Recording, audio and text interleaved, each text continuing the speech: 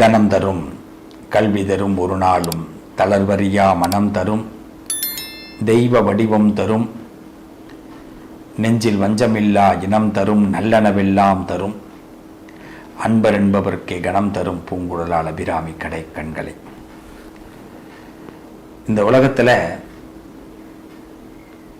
யாருமே வாங்கக்கூடாத பெயர்களையெல்லாம் வாங்குவதற்காகவே பிறந்தவர்கள் கும்பராசிக்காரர்கள். கும்பராசியில் மட்டும் பார்த்தீங்கன்னா எந்த கிரகமும் உச்சம் பெறலை. இந்த கை தூக்கி விடணும் அப்படின்னு சொல்லிட்டு யாராவது ஒருத்தவங்க இருக்கணும் வாழ்க்கையில். சார் இவர் என் கையை தூக்கி விட்டார் சார், நான் பொழைச்சிக்கிட்டேன். சார் என் லிஃப்ட் கொடுத்தார் சார் இவர், நான் பொழைச்சிக்கிட்டேன். இப்படி தான் எல்லாருமே சொல்லுவாங்க. ஆனால் அந்த கும்பராசிக்காரவங்களுக்கு அந்த வாய்ப்பு கொஞ்சம் குறைவு கண்ணா. லிஃப்ட் கொடுப்பாங்க, கையை தூக்கி விடுவாங்க. யார் கையை தூக்கி விட்டாங்களோ, யார் லிஃப்ட் கொடுத்தாங்களோ அவங்களையே இன்னொருத்தவங்க போட்டு தள்ளிடுவாங்க. நமக்கு ஹெல்ப் பண்ணா இன்னொருத்தவங்களுக்கு பிடிக்காது. இதுதான் கும்பராசியோடைய நிலை. இதுக்கு நிலைன்னு சொல்றதா இல்லை அவல நிலைன்னு சொல்றதா? கடவுளுக்கே பொறுக்காதா என்னன்னு தெரியல. கும்பராசிக்காரவங்க இன்னைக்கு ராத்திரி இங்கே பூஜையெல்லாம் பண்ணிட்டு சந்தோஷமா இன்னைக்கு சாயந்தரம் ஜாமான்லாம் வாங்கி பூஜை பண்ணி எல்லாம் நிம்மதியாக சாமி கும்பிட்டு காலையில் எழுஞ்சி சாமி கும்பிட்டா எல்லாம் நிம்மதியாக இருந்த கடவுளை இந்த வாழ்க்கையை எனக்கு கொடுத்ததுக்கு நன்றி, இனிமேல் என் வாழ்க்கையே சந்தோஷமாக இருக்க போகுது, திருப்தியாக இருக்க போகுது அப்படின்னு நினச்சிட்டு ஆனந்தமாக வண்டியை எடுத்துக்கிட்டு வெளியில் போனாங்கன்னா அதுக்கு பிறகு நடக்கிறத நான் சொல்ல வேண்டிய அவசியம் இல்லை. சார் நான் வண்டி எடுத்துகிட்டு வெளியில் போகல, ஆமாம் அதுக்கு பிறகு நடக்கிறத நான் சொல்ல வேண்டிய அவசியம் இல்லை. ஏன்னா கும்பராசிக்காரங்கள் எல்லாருக்குமே தெரியும். இப்போ இப்படி திரும்பி கடவுளை பார்க்கலாம். நான் எந்த பக்கம் திரும்பியிருக்கேன், இப்படியா இப்படி இப்படி எப்படினாலும் பாருங்க, இப்படியும் திரும்பலாம் இப்படியும் திரும்பலாம். ஏய்யா நான் மாட்டும் சும்மா இருந்தேன், எனக்கு அந்த ஆசையை காட்டு இந்த ஆசையை காட்டி அதை கொடுத்து இதை கொடுத்து நல்ல பூசையும் பண்ணுற நேரத்தை எல்லாம் பார்த்துட்டு இருந்து சந்தோஷமாக நான் சக்கரை பொங்கலை சாப்பிட்டுட்டு நீயும் சக்கரை பொங்கலை சாப்பிட்டேன், அதுக்கு பிறகுதான் நான் கூட சாப்பிட்டேன், எல்லாம் முடிஞ்சுதுய்யா, ஆனந்தமாக சத்த நாடி உறங்கலான்னு நினச்சி அப்படி தூங்கினங்க. தூங்கி எழுந்தம் பாருங்க, எனக்கு கிடைச்ச தகவல் 1 கோடி ரூபா உழுந்துருக்குன்னு ஒருத்தவனுக்கு தகவல் கிடைச்சிதுங்க. ரொம்ப சந்தோஷம்தான். 1 கோடி இப்போ எப்போ தூங்குறதுக்கு முன்னாடி தூங்கி எழுந்தான் மனுஷன். இந்த தூக்கத்தில் இந்த 1 கோடி என்ன பண்ணலாம் என்ன பண்ணலாம் என்ன பண்ணலாம்னு நினைச்சான் மனுஷன். கனவு. ஆனால் தூங்கி எழுஞ்ச உடனே 1 கோடி பக்கத்து வீட்டுக்கு உழுந்ததுன்னு செய்தி தெரிஞ்சுது.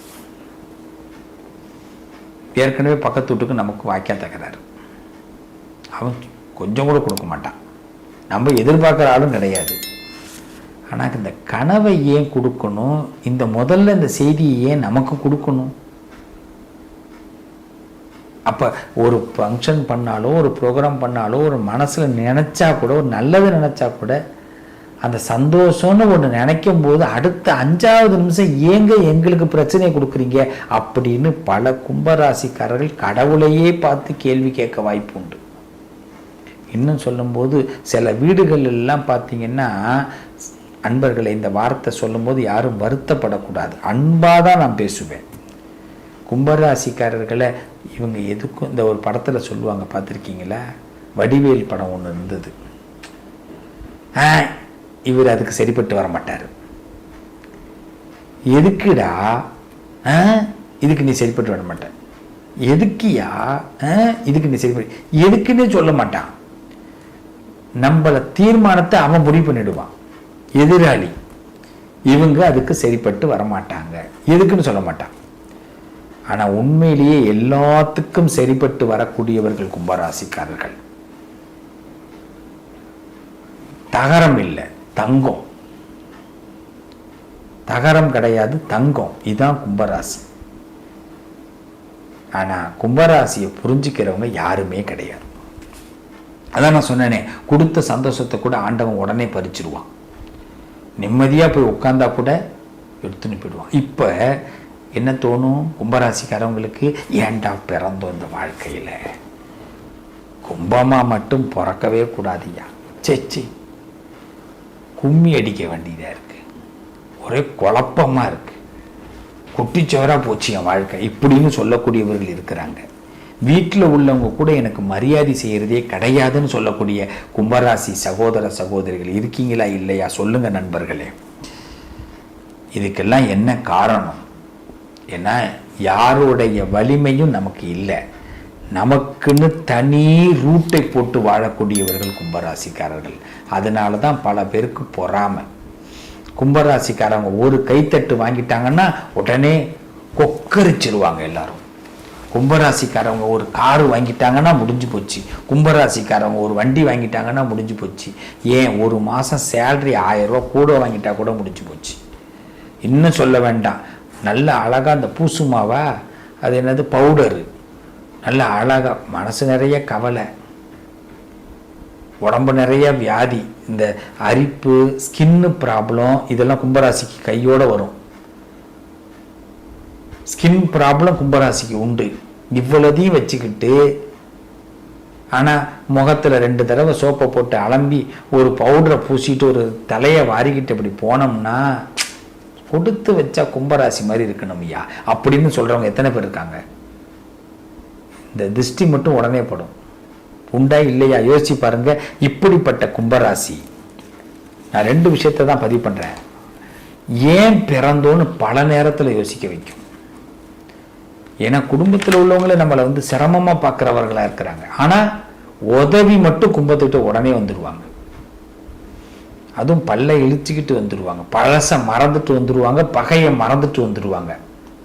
நீங்கள் இல்லைன்னா ஒன்றுமே நடக்காதுங்க அப்படின்வாங்க. அதுவும் பணம்னா முதல்ல வந்து நின்றுடுவாங்க. பணம் இல்லை என்றால் கும்பம் இல்லை.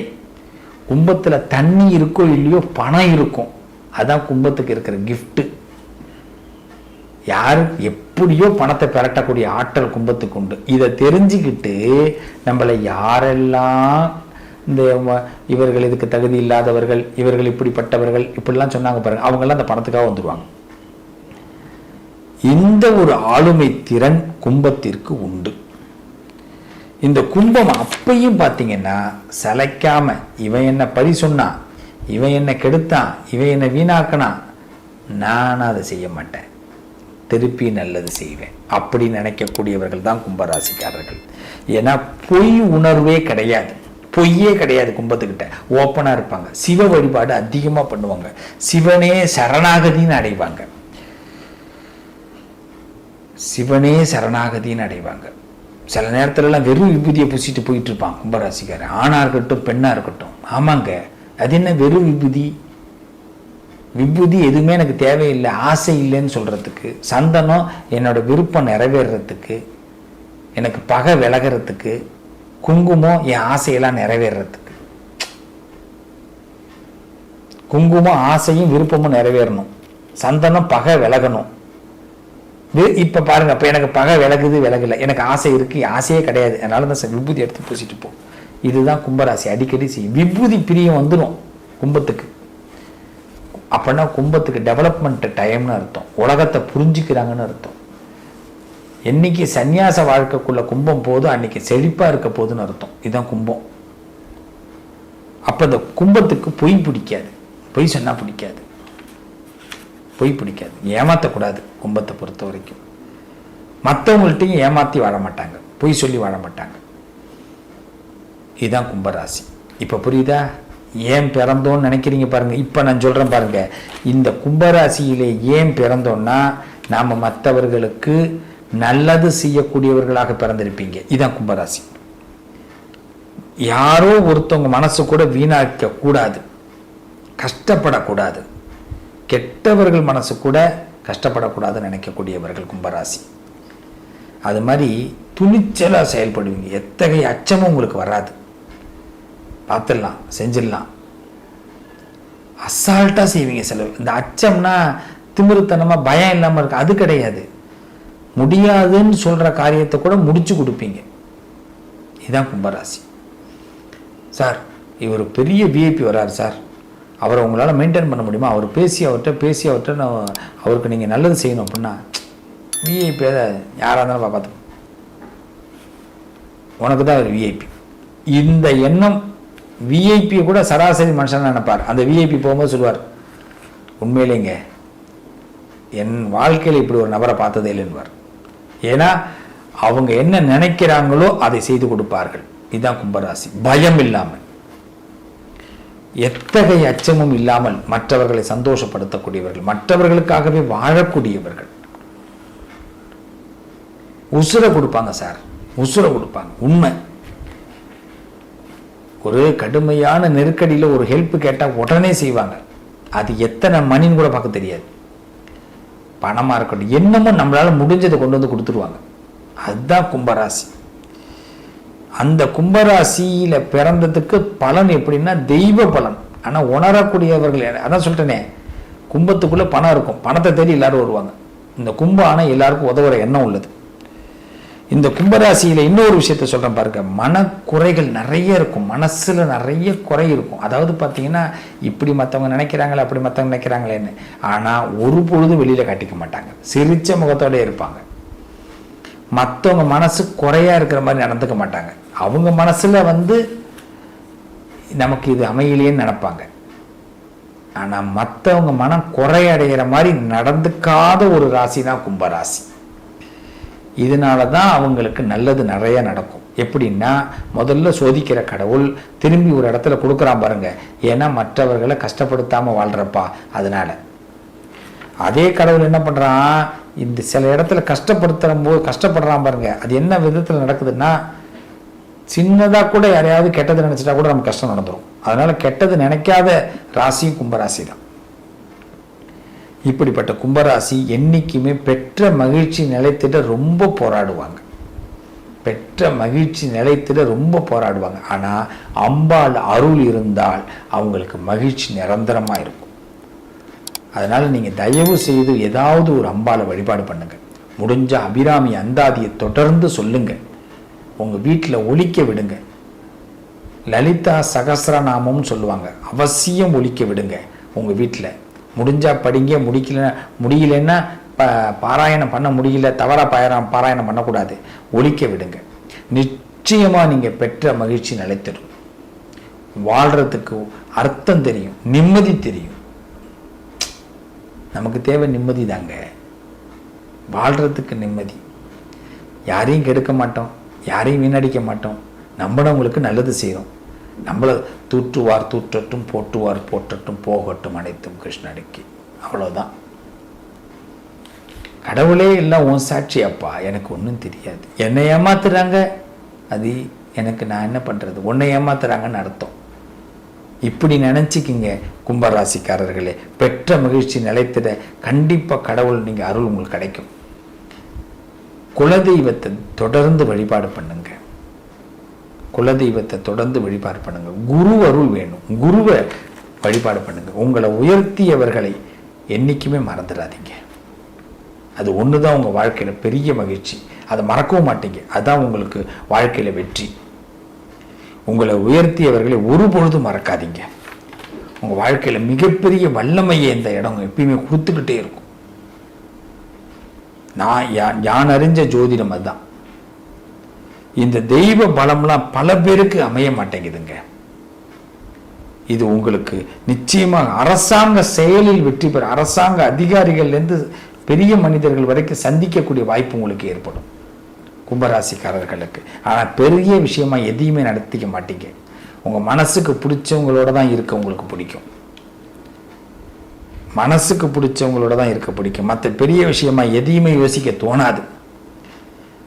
நிச்சயமா நீங்க ஒரு இடத்துல மட்டும்தான் சிக்கிறீங்க, வஞ்சகர்களுடைய செயல்ல போய் மாட்டிக்கிறீங்க, வஞ்சகர்களுடைய செயல்ல.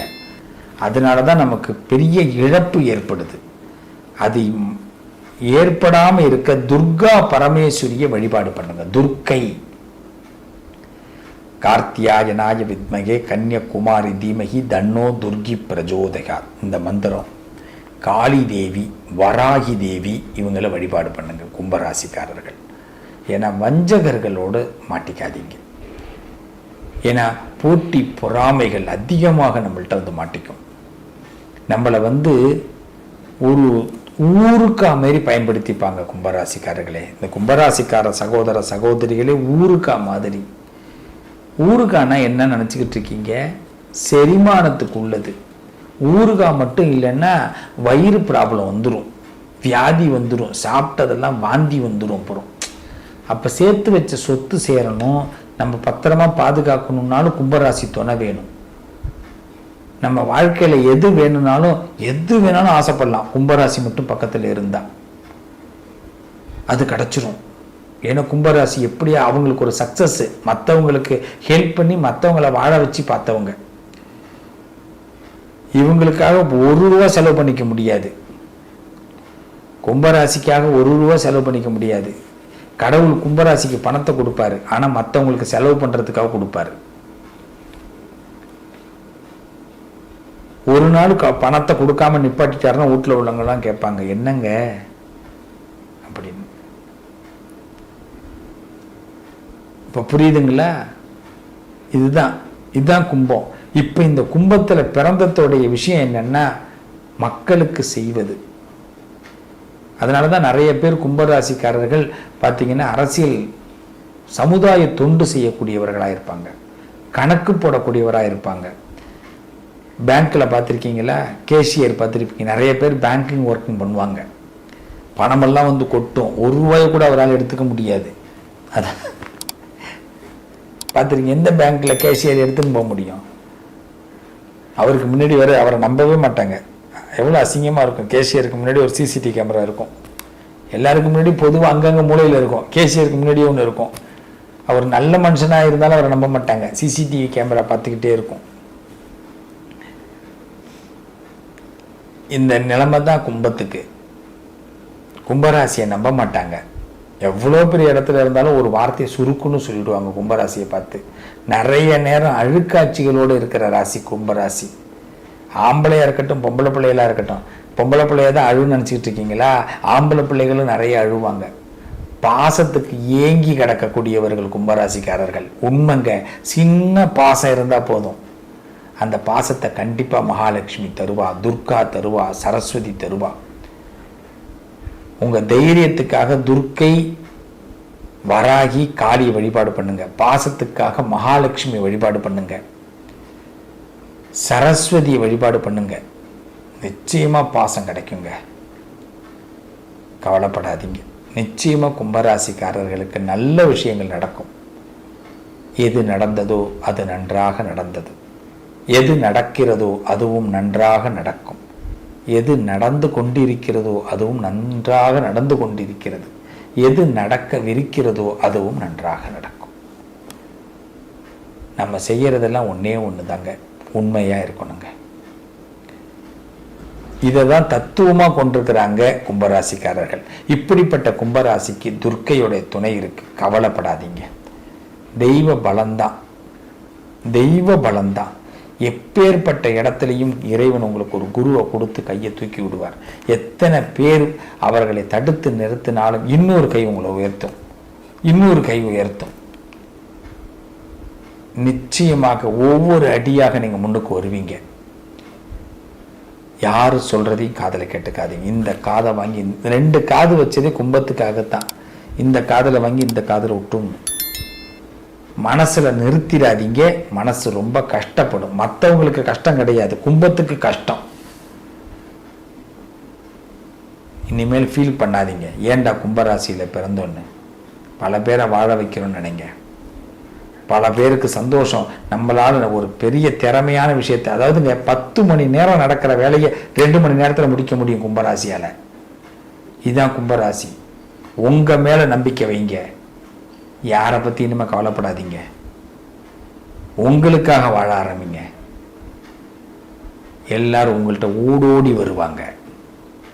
என்னைக்கு நீங்க ராஜாவாக இருங்க. வாழ்த்துக்கள் கும்பராசி அன்பர்களே. என்றும் எங்களுடைய ஆசீர்வாதம் உங்களுக்கு இருந்துகிட்டே இருக்கும். வாழ்த்துக்கள். அனைவருக்கும் வணக்கம். எங்களுடைய official Instagram, Facebook page, WhatsApp channel, Twitter, இது எல்லாத்தையும் நீங்களும் ஃபாலோ பண்ணுங்க. கண்டிப்பாக அவ்வப்போது அப்டேட் நாங்கள் கொடுத்துக்கிட்டே இருக்கிறோம். அது மட்டும் இல்லாமல் ஒரு புதுசாக இப்போ என்ன பண்ணியிருக்கிறோம் அப்படின்னா ஸ்பாட்டிஃபை பாட்காஸ்ட் உங்களுக்காக ஆரம்பிச்சிருக்கிறோம். அதில் உங்களுக்கு ஜோதிடம் மட்டும் இல்லாமல் ஆன்மீக தகவல்கள், அது மட்டும் இல்லாமல் நம்ம வாழ்க்கையில் லௌகீக விஷயங்கள் எல்லாத்த பற்றியும் பேசிக்கிட்டு இருக்கோம். தொடர்ந்து உங்களுடைய ஆதரவு எங்களுக்கு வேணும். வாழ்த்துக்கள். நல்லதே நடக்கும்.